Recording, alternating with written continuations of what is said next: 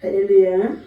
오늘 11월 21일 잠언서 21장 말씀 함께 나누도록 하겠습니다. 잠언서 21장입니다. 하나님의 말씀은 우리 인생을 변화시키고 인격을 변화시킵니다. 자, 21장 1절에서부터 8절 말씀 같이 읽도록 하겠습니다. 왕의 마음이 여호와의 손에 있음이 마치 봇물 같아서 그가 임의로 인도하시느니라. 사람의 행위가 자기 보기에는 모두 정직하여도 여호와는 마음을 감찰하시느니라. 공의와 정의를 행하는 것은 제사 드리는 것보다 여호와께서 기쁘게 여기시느니라. 눈이 높은 것과 마음이 교만한 것과 악인이 형통한 것은 다 죄니라. 부지런한 자의 경영은 풍부함에 이르거니와 조급한 자는 궁핍함에 이를 따름이니라. 속이는 말로 재물을 모으는 것은 죽음을 구하는 것이라. 곧 불려 다니는 안개니라. 악인의 강포는 자기를 소멸하나니 이는 정의를 행하기 싫어함이니라. 죄를 크게 범한 자의 길은 심히 구부러지고 깨끗한 자의 길은 거두니라. 다투는 여인과 함께 큰 집에 사는 것보다 움막에서 사는 것이 나으니라. 악인의 마음은 남의 재앙을 원하나니 그 이웃도 그 앞에서 은혜를 입지 못하느니라. 거만한 자가 벌을 받으면 어리석은 자도 지혜를 얻겠고 지혜로운 자가 교훈을 받으면 지식이 더하리라. 의로우신 자는 악인의 집을 감찰하시고 악인을 환난에 던지시느니라. 귀를 막고 가난한 자가 부르짖는 소리를 듣지 아니하면 자기가 부르짖을 때에도 들을 자가 없으리라. 아멘. 할렐루야. 오늘 하나님께서 잠언서 21장에 주시는 말씀은 의로운 행동과 삶을 어떻게 해야 할 것인지를 말씀해 주고 있습니다. 선과 악을 살펴보시는 의로우신 하나님이십니다. 이 하나님 앞에서 우리가 사람의 행위가 모두 정직해 보인다고 한다 할지라도 하나님께서는 그의 마음을 감찰하시며 사람이 공의와 정의 행하는 것을 제사보다도 기뻐하시느니라 하고 말씀하고 있습니다. 그러므로 악인이 형통한 것은 다 죄가 되어진다고 했습니다. 의로우신 이가 그를 환난에 던진다고 말씀하고 있습니다. 부지런하며 풍부해지나 조급하면 궁핍해진다고 말씀해주고 있습니다. 가난한 자를 외면하는 사람은 도움을 얻지 못한다고 말씀하고 있습니다. 이웃을 돌보는 사명이라는 말씀을 가지고 함께 예화의 나눔을 나누도록 하겠습니다. 하형록 대표가 건축계에 있어서는 크게 활동을 하는 사람이라고 합니다. 그는 이렇게 말하고 있습니다. 많은 사람이 내게 성공의 비결을 물어온다고 합니다. 돌이켜보면 그의 사업은 성공의 특별한 비결은 없었다고 말하고 있습니다. 단지 그것은 이웃의 삶을 향한 관심을 담아서 함께 일하고 있었다는 것입니다. 그래서 그는 이러한 문구를 소개하고 있습니다. 당신의 삶이 우리의 비즈니스다. 이는 재화의 판매나 서비스 차원에서 더 나아가 고객의 삶에 관심을 두고 그들을 섬기는 것을 사업의 핵심으로 여기는 삶을 말하는 가운데 있다는 뜻입니다. 즉 더 나은 삶을 살도록 고객을 돌보는 것을 사업의 목표로 설정한 것이랍니다. 여기에는 고객을 계약 대상자로만 보지 않고 진심으로 나 자신을 사랑하고 있는 것처럼 그들도 사랑하고 돌본다는 뜻이 있다는 것입니다. 하영록 씨는 건축 분야에 활발하게 활동했던 사람입니다. 미국에서 성공의 신화의 인물이 되기도 했다는 것입니다. 오바마 정권에 있어서 정부의 건축 자문위원으로도 활동했다고 합니다.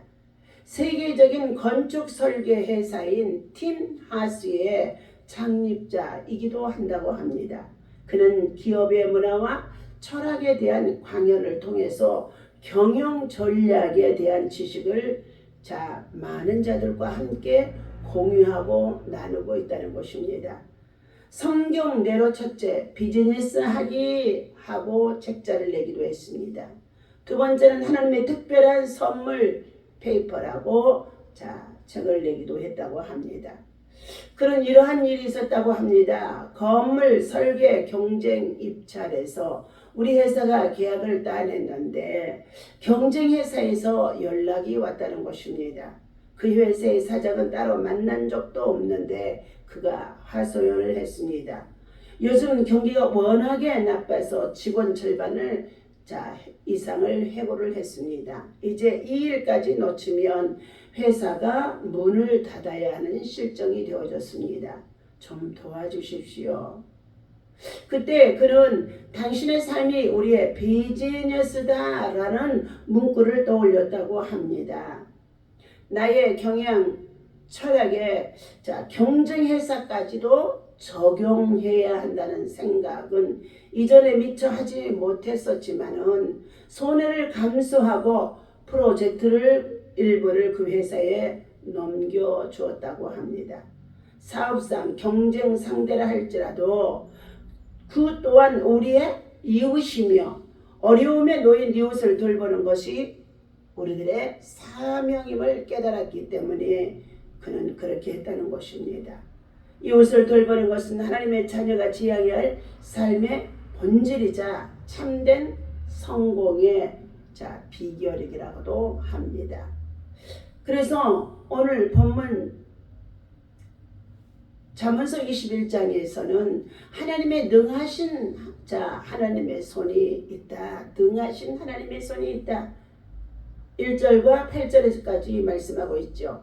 사람이 노력하는 손보다 그의 길을 정하시는 하나님의 손이 더 중요하다는 것입니다. 왕은 최고의 권력자이지만 그도 하나님의 손에서 법물처럼 움직입니다.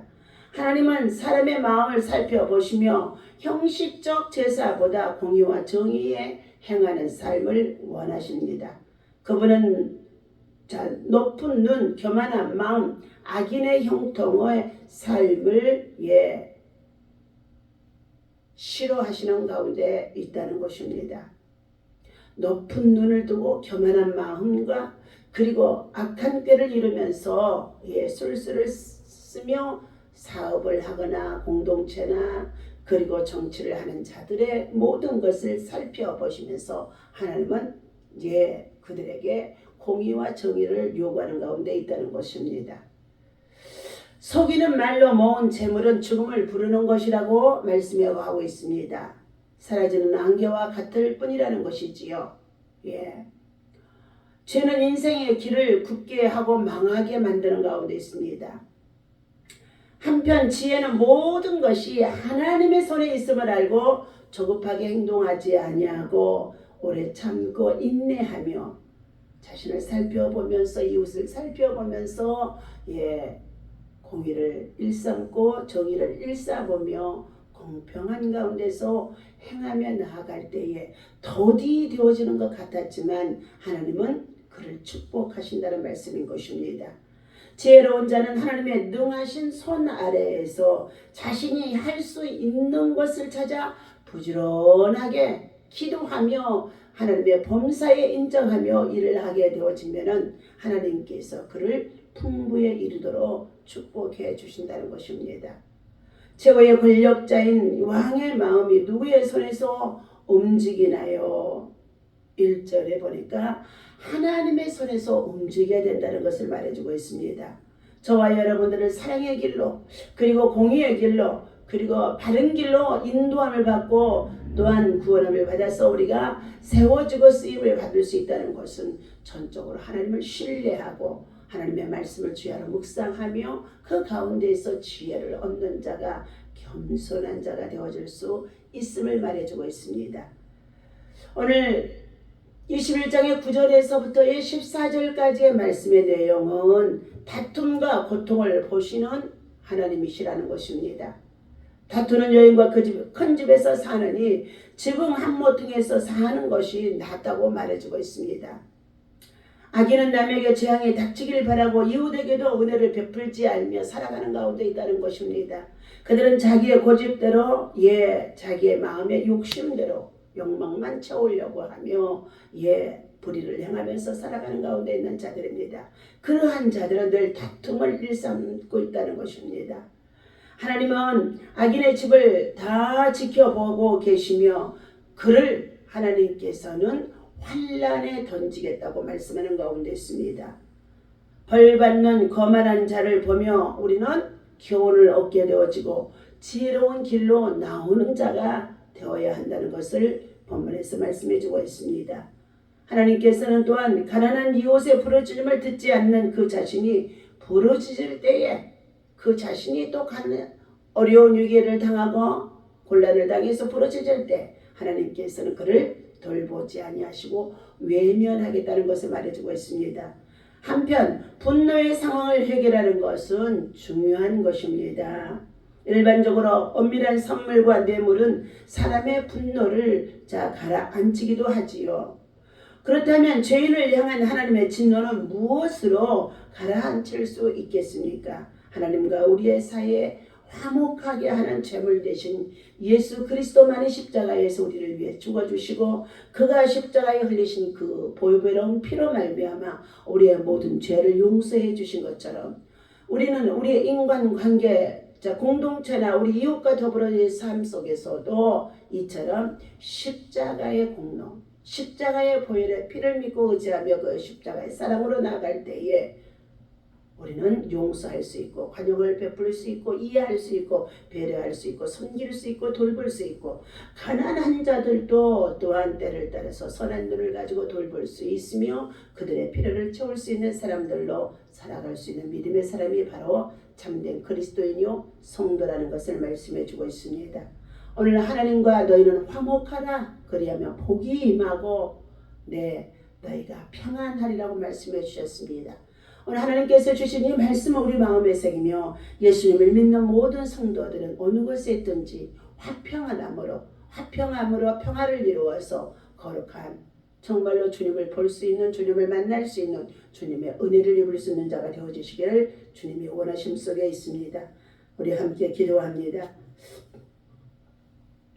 하나님이 받으시는 예배자의 삶이 거룩하고 진실하며 정직하며 하나님 공의와 정의를 행할 수 있도록 우리를 깨우쳐 주시고 인도해 주시니 감사합니다. 하나님은 많은 나보다라며 참으로 재물보다도 하나님께서 원하시는 것은 신령과 진정, 정의와 공의를 행하는 삶을 원하심 속에 있습니다. 아버지 하나님, 우리의 마음이 하나님의 은혜에 잠기지 않으면 세상의 정욕과 탐심, 교만 그리고 자기 사랑, 자기 욕망으로 가득 채워지면서 죄악으로 하나님 뭉쳐질 수밖에 없습니다. 이러한 잘못되어진 우리의 마음과 심령 속에 예수님이 찾아와 주셔서 심령이 가난한 자가 되게 하시고 천국을 이루게 하여 주시고 화평한 자가 되게 하시고 그리고 가난하고 그리고 아버지 하나님의 소외된 우리 이웃들을 돌아볼 수 있는 그리스도의 십자가의 사랑을 나눌 수 있는 하나님의 은총을 나눌 수 있도록 인도하여 주옵소서. 오늘 하나님께서 주시는 말씀과 같이 우리는 이웃을 돌보는 사명을 하나님께서 주셨습니다.